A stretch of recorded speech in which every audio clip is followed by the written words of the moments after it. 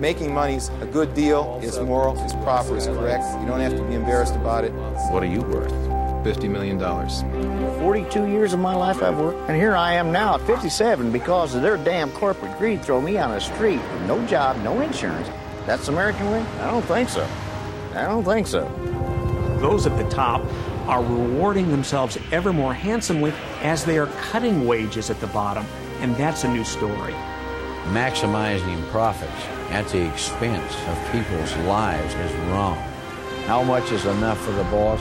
It's never enough. I never apologized when I was poor. I'm certainly not going to apologize when I'm successful. Well, how many people did you have to cut? Slightly over 11,000. Just like all organizations now, they're downsizing, they're letting people go, and I don't think they care as much about people anymore as they do about the bottom line. People with credentials, with experience, are losing jobs. And that is a reflection of the international global competitiveness that we find ourselves in now. Engineers earn about 1/6 of the salaries which we have to pay in the United States. They will work very, very hard for us, probably harder than the people in the U.S.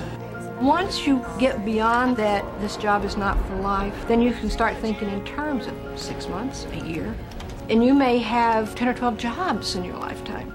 That's what I've really learned. Don't be loyal to an agency. Don't be loyal to any companies. You have to be out for yourself. You're on your own, baby. You are judged solely on your attitude, your aptitude, your productivity, and your motivation. This is reality to the second power. We know we have to make changes, and if it means career changes, like myself, that's the way it's going to be. The old days are gone forever.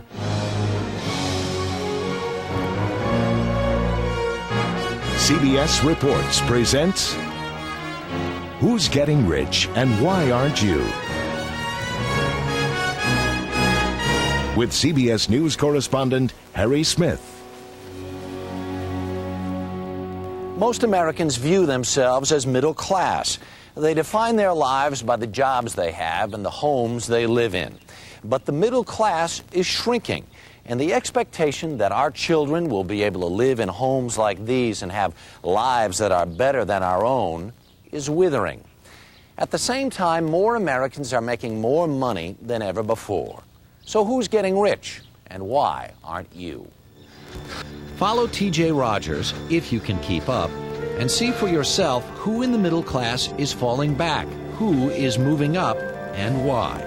This country, you get paid what you're worth. When I came to California in 1970, I drove over the Sierra Nevada mountains with a U-Haul trailer with $500 worth of crappy furniture in it, and it's all I own. TJ Rogers could be the American dream poster boy. My mother was a 5th grade school teacher, and my dad was a car salesman. Rogers learned enough to get a PhD in electrical engineering from Stanford. I was a real good student, and I worked my butt off. That, plus a take-no-prisoner's zeal for business, has made him a multi-millionaire. I've got my vineyard. I've got a nice old classic stone winery. What do you like about having money? I go where I want, do what I want.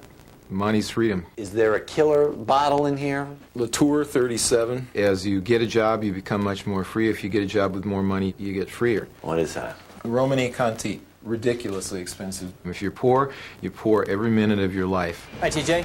Welcome to Minnesota. Thanks. Ready to roll? You bet. TJ started a tiny semiconductor company only 13 years ago. Today, he has 2,000 employees and a message.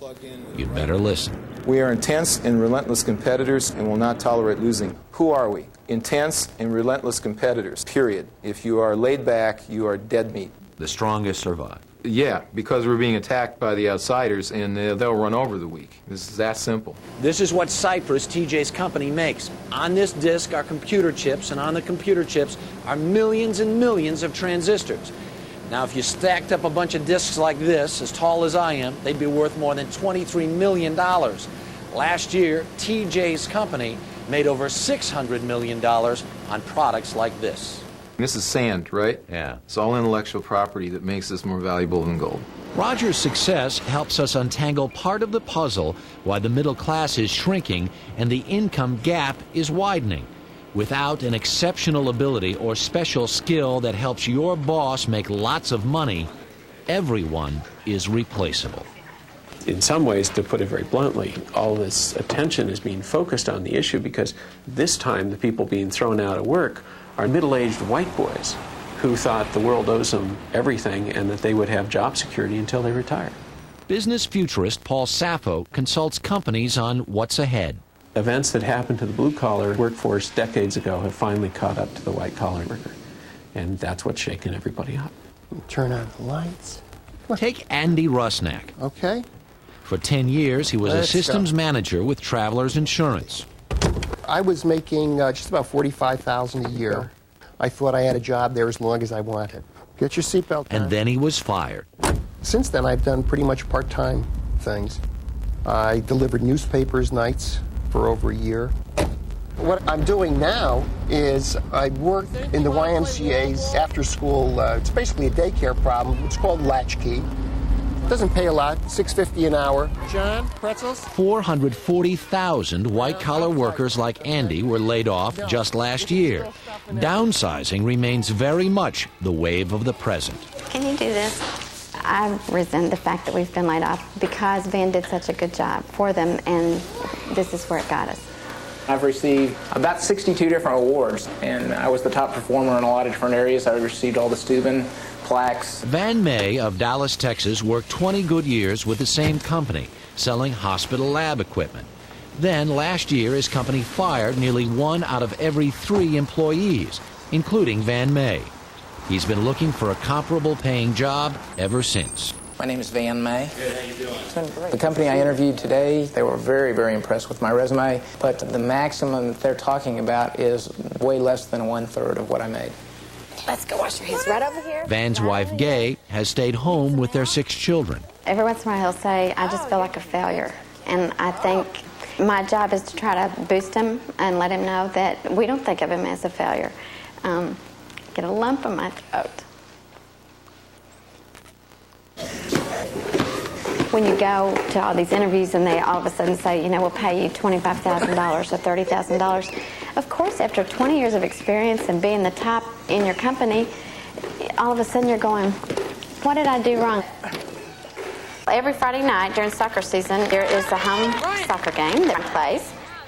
We're now at the point that we may have to sell cars because I can't afford the insurance on the cars. We're at the point where I may have to sell a house because I no longer can make my house payments. So the American dream that I thought I was working towards is now changing drastically. In the past, as productivity went up, wages went up.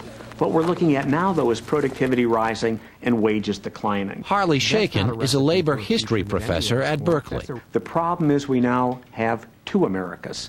We have the America of the top 20% that is doing quite well and even better. And we're having the America of the bottom 80%, what we used to call much of the middle class included in that. And that's an America that is increasingly looking at the top 20%, moving further and further away. The jobs are there. It's individual responsibility to become qualified to fill them. Earning more money or just staying even today takes more than professional skills.